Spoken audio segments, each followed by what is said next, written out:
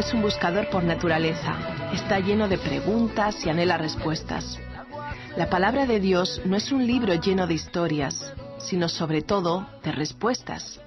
Respuestas que afectan a tu persona, que proporcionan soluciones concretas para tus necesidades. Respuestas acerca de ese gran desconocido que es Dios. En este programa nos proponemos facilitarte estas respuestas que pueden satisfacer tu corazón.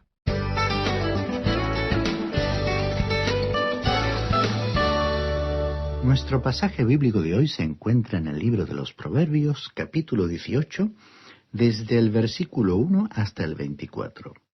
Continuamos hoy, estimado oyente, viajando por este libro de Proverbios y llegamos al capítulo 18. Pensamos que este joven que ha entrado a la escuela de la sabiduría está progresando adecuadamente. Y sería deseable que nosotros también estemos acompañándole en el aprendizaje de muchas verdades espirituales que se encuentran en estos proverbios. Ahora, en el versículo 1 del capítulo 18 que vamos a considerar hoy, dice: Su propio deseo busca el que se aparta y se entremete en todo negocio. Permítanos expresar este versículo de otra manera y creemos que será de ayuda. El hombre que se ha aislado para su propio placer se enfurece contra toda sana sabiduría. Y otra versión lo traduce así: el egoísta busca su propio bien, contra todo sano juicio se rebela. Lo importante aquí es el tema de la separación. Esta es la clase equivocada, digamos, de separación. La gran división de la familia humana es entre las personas salvas y las perdidas. Estas son las divisiones que Dios ve. Él no hace divisiones como nosotros las hacemos, en categorías, por ejemplo, raciales. Ahora, hay que reconocer que la Biblia enseña una separación de la gente que se salva y de la que se pierde. En la segunda carta a los Corintios, capítulo 6, versículo 17, leemos: Por lo cual, salid de en medio de ellos y apartaos, dice el Señor, y no toquéis lo impuro, y yo os recibiré. Dios ha dejado bien en claro que su pueblo ha de separarse de todo aquello que sea impuro. Él se estaba refiriendo particularmente a la idolatría, la inmoralidad y a las conversaciones obscenas de los no creyentes. Debe haber, pues, una separación de estas acciones. Por cierto, tiene que haber una verdadera separación, una separación del mal. Y ello es importante. Hay muchas personas salvas que enfatizan la separación y forman sus propios grupos que practican una forma errónea de separación. Ellos establecen sus propios pequeños mandamientos que no se encuentran realmente en la Biblia. Pero estos creyentes los siguen y creen que deberían separarse de otros creyentes, pensando que esta actitud les convierte en un pueblo especial ante la mirada del Señor. Se creen superiores, pero generalmente no lo son. Más bien manifiestan muchas evidencias de la vieja naturaleza humana carnal actuando en sus vidas. Esta es una clase equivocada de separación. Ahora existe otro grupo que enfatiza fuertemente la separación, y sus componentes se encuentran entre los que no son salvos. Encontramos que de eso es de lo que se trata aquí en este proverbio. Aquí se trata de un hombre que se ha apartado a sí mismo para su propio placer. No está dispuesto a escuchar nada que sea sabio. El apóstol Judas habló de esta gente como apóstatas y dijo en el versículo 19 de su carta: Estos son los que causan divisiones, viven sensualmente y no tienen al Espíritu. Lo que ellos hacen es apartarse de cualquier grupo de personas o de algún individuo que los pueda reprender, y comienzan su propio grupo pequeño y adoptan actitudes que les convierten en personas muy detestables. Y por lo general son apóstatas, se apartan a sí mismos de la verdad. Por cierto que esta clase de personas causa mucho dolor en los círculos en que actúan. Ahora en el versículo 2 de este capítulo 18 podemos leer lo siguiente: No se complace el necio en la inteligencia, sino en manifestar su propia opinión. Esto es algo que ya hemos visto antes, pero este profesor del cual ya hemos hecho mención y que nos ha enviado una colección de proverbios contemporáneos que son muy interesantes, nos menciona entre otros el siguiente: Si me detengo a pensar antes de hablar, no tendré que preocuparme después de lo que he dicho antes. Y esto, estimado oyente, es cierto. Ahora, en el versículo 3 de este capítulo 18 de Proverbios, continuamos leyendo. Con el malvado viene también el menosprecio, y con el que deshonra la afrenta. Esta clase de gente en el día de hoy trae mucho pesar al mundo. En realidad, todo lo que aquí se menciona es así. Nuevamente queremos mencionar otro de los proverbios que nos ha enviado el citado profesor y que dice: hay personas que causan felicidad donde quiera que vayan, otros cuando se van. Y creemos que ese es un proverbio muy actual. Luego en el versículo 4 tenemos lo siguiente: aguas profundas son las palabras de la boca del hombre, y arroyo que rebosa es la fuente de la sabiduría. Cada verdadero creyente tiene en sí mismo morando al Espíritu Santo. Recordemos que el Señor Jesucristo se puso en pie en el templo cuando el agua estaba siendo derramada en la fiesta de los tabernáculos y dijo: si alguno tiene sed, venga a mí y beba. Como vemos en el Evangelio de Juan, capítulo 7, versículo 37. Y luego continuó diciendo en el mismo pasaje bíblico: el que cree en mí, como dice la Escritura, de su interior brotarán ríos de agua viva. Luego Juan interpretó estas palabras para nosotros y dijo: esto dijo del Espíritu que habían de recibir los que creyeran en él, pues aún no había venido el Espíritu Santo, porque Jesús no había sido aún glorificado. El Hijo de Dios tendría que aprender a hablar en el poder del Espíritu Santo. Esto es muy importante al presentar la palabra de Dios y al hablar a los demás acerca de las cosas de Dios. Luego el versículo 5 de este capítulo 18 dice: tener respeto a la persona del malvado para pervertir el derecho del justo no es bueno. No trate de llegar a un arreglo con una persona malvada o que no tiene principios para perjudicar o dejar de lado los derechos de una persona justa. Esto se puede aplicar a cada uno individualmente, así como también a cada país como nación. Estos son grandes proverbios que son muy prácticos y que pueden ser aplicados de forma directa a nuestras actividades diarias. Se nos dice en los versículos 6 al 8 de este capítulo 18. Los labios del necio provocan contienda, su boca a los azotes llama. La boca del necio le acarrea quebranto, sus labios son trampas para su propia vida. Las palabras del chismoso son como bocados suaves que penetran hasta las entrañas. Aquí se reconoce que las palabras del chismoso, del que susurra comentarios en los oídos de los demás, son como bocados delicados que penetran en lo profundo del alma. Recordemos que el Señor Jesús nos ha dicho que no debíamos llamar a nadie necio ni insultar a nadie. Sin embargo, Dios llama necias a ciertas personas porque las conoce. Aquí también encontramos otra vez el reconocimiento de que el necio o insensato es una fuente de problemas. Es la persona que siempre está provocando conflictos, pronunciando quejas y encontrando fallos en los demás. Permítanos ahora presentar otro de los proverbios contemporáneos que nos ha enviado el mencionado profesor. Creemos que este es apropiado para los proverbios que acabamos de leer. Sea considerado con los demás. La mayoría de la gente sabe cómo expresar una queja, pero pocos son los que pueden dirigir una frase de cortesía, felicitación o estímulo.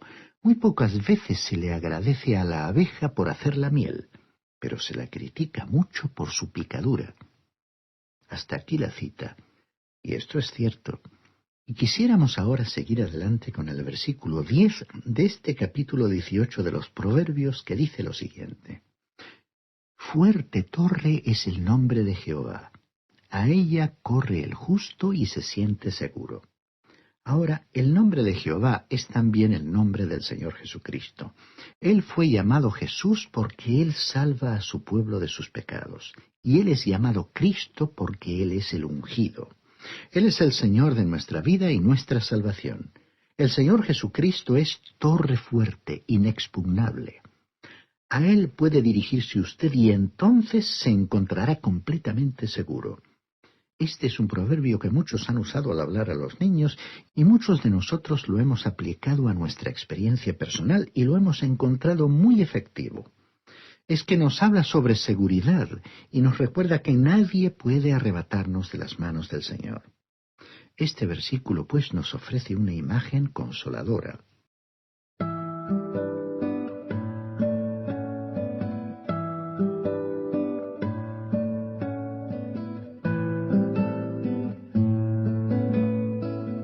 Luego, en el versículo 11 podemos leer: las riquezas del rico son su ciudad fortificada. Como un muro defensivo se las imagina. Hay diferencias básicas entre Israel y la Iglesia que tendríamos que reconocer. La riqueza material fue una de las promesas de Dios a su pueblo Israel, pero Él no nos prometió a nosotros esas riquezas. Dios les prometió a ellos abundancia y cumplió su palabra. Y también les dijo que les retiraría su riqueza como un acto de juicio. La Iglesia no es una continuación de Israel, no es el grado siguiente por encima del judaísmo. Uno puede hacer una comparación, por supuesto, y encontrará muchas semejanzas. Los contrastes, sin embargo, son mayores. A la Iglesia no se le han prometido bendiciones materiales. A los creyentes, Dios nos ha bendecido en las regiones celestiales con toda bendición espiritual en Cristo, como vemos en la carta a los Efesios capítulo 1, versículo 3. Ahora, el Hijo de Dios necesita ser fortificado, necesita introducirse en esa torre fortificada, necesita estar en la ciudad fortificada, protegida por una alta muralla alrededor. ¿Y cuál es ese muro? Bien, es la palabra de Dios, el conocimiento de la palabra de Dios. Lo que nosotros debemos reconocer es que estamos hoy viviendo en una época difícil y estamos siendo probados. ¡Cuán importante es el conocimiento de la palabra de Dios! No se trata de sustituirla por cursillos que enseñen sobre cómo testificar de la fe o de cómo tener un hogar feliz. Estos cursillos tienen su valor, pero al dirigirse con la necesaria brevedad a temas puntuales, solo abarcan una parte de los temas. En realidad no existe nada que pueda sustituir la acción de profundizar en la Biblia, como los excavadores que penetran en las profundidades de la tierra para encontrar los minerales preciosos. Es necesario aprender a leer la palabra de Dios. Si en una primera lectura usted no entiende algo, lea el pasaje otra vez. Y si en una tercera lectura aún hay cosas que no comprende, entonces algo anda mal y usted puede dirigirse al Señor en oración para exponerle sus dudas. Pídale que Él le ayude. El Espíritu de Dios es nuestro Maestro. Podemos decirle esto con convicción porque Él nunca nos ha defraudado en este asunto de entender su palabra. Siguiendo ahora con este capítulo 18 de Proverbios, leamos el versículo 13 que dice: al que responde sin haber escuchado, la palabra le es fatuidad y vergüenza. Hay muchos que con frecuencia tratan hoy de juzgar a otra persona, aun cuando ellos no conocen a la persona, al problema o la situación en la que esa persona se encuentra. Cuán importante es conocer todos los factores antes de expresar una opinión. Ahora el versículo 14 dice: el ánimo del hombre le sostendrá en su enfermedad, pero ¿quién sostendrá a un ánimo angustiado? Estimado oyente, usted puede fracturarse una pierna y recuperarse de ello superando esa circunstancia. Pero si su espíritu está quebrantado, entonces usted mismo está completamente quebrantado, y solo Dios puede animarle a usted a recuperarse de esa situación. Recordemos que en el tiempo en que Nehemías era el gobernador del pueblo de Israel, e incluso después de haber reedificado las murallas, los israelitas aún no habían escuchado la voz de Dios. Cuando la palabra de Dios les fue leída, fueron conscientes de cuánto se habían alejado de Dios, y entonces comenzaron a llorar. Y Nehemías les dijo, como podemos ver en el libro de Nehemías capítulo 8, versículo 10, no os entristezcáis, porque el gozo del Señor es vuestra fuerza.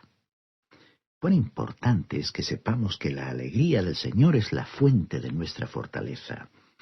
Recordamos haber visto en el despacho de un pastor de una iglesia el siguiente lema colocado en la pared: la alegría es la bandera que ondea en el corazón cuando el Maestro está residiendo en él. Cuando el Señor Jesucristo llega a ser la primera elección de su vida, cuando se convierte en la principal prioridad, entonces, estimado oyente, usted no va a tener el espíritu quebrantado del cual se escucha hablar tanto en el día de hoy. Dele a Dios la preferencia. Dele de su tiempo, de su esfuerzo, de sus pensamientos, de su compañerismo y de su dinero, y luego verá lo que ocurre. ¿Ha probado usted eso alguna vez? Leamos ahora el versículo 16 de este capítulo 18 de Proverbios. Los regalos de un hombre le abren el camino que lleva a la presencia de los grandes. Esperamos que usted, estimado oyente, tenga este proverbio bien en cuenta. Algunos críticos han comparado este versículo con Proverbios capítulo 25, versículo 14, y lo han destacado como una aparente contradicción en la Biblia. Sin embargo, cuando lleguemos a ese capítulo, veremos que se trata de un contraste y que de ninguna manera es una contradicción. Este versículo habla de dones, y como hemos mencionado en estudios anteriores, creemos que cada creyente en Cristo tiene un don. Bien, leamos ahora el versículo 21 de este capítulo 18 de Proverbios. La muerte y la vida están en poder de la lengua. El que la ama comerá de sus frutos. Pensemos en esto. La muerte y la vida están en poder de la lengua. Su lengua puede ser usada para proclamar el Evangelio, y esta acción traerá vida. También la lengua puede ser usada para decir cosas que aparten a la gente de Dios, y eso la convierte en un instrumento de muerte. Este pequeño órgano del cuerpo es el arma más potente y peligrosa del mundo. La Biblia tiene mucho que decir sobre la lengua, y encontramos este tema muy desarrollado en el libro de Proverbios. Pero leamos ahora el siguiente versículo, el versículo 22 del capítulo 18 de Proverbios. El que encuentra esposa encuentra el bien y alcanza la benevolencia del Señor. Muchas veces no he podido evitar el sonreír ante el hecho de que estos dos versículos estén uno al lado del otro en la Biblia. El Espíritu Santo los ha colocado juntos. La lengua se usa cuando un hombre propone matrimonio a una mujer, y esa es una manera adecuada de usarla. Y recordemos aquí que la muerte y la vida están en poder de la lengua. Quizás después de un tiempo algunos habrán deseado haberse mordido la lengua antes de formular esta pregunta, que quizás les habrá resultado fatal. Pero otros, seguramente, conservarán un grato recuerdo del momento en el que hicieron la pregunta que cambiaría para bien el curso de sus vidas, vidas que previamente habían encomendado al cuidado y protección del Señor. Porque el proverbio del versículo 18 nos recuerda que el que haya esposa haya el bien y alcanza la benevolencia del Señor. Y esa ha sido la experiencia de muchos hogares que Dios ha bendecido con su presencia. Y en el versículo 24, que es el último versículo de este capítulo 18 de Proverbios, leemos: El hombre que tiene amigos debe ser amistoso, y amigos hay más unidos que un hermano. Bueno, usted seguramente ya sabe que si tiene amigos tendrá que honrar esa amistad mostrándose amistoso, correspondiendo a ese sentimiento de cariño. Por cierto, no estaría de más plantear una pregunta. ¿Es usted amigo de sus amigos?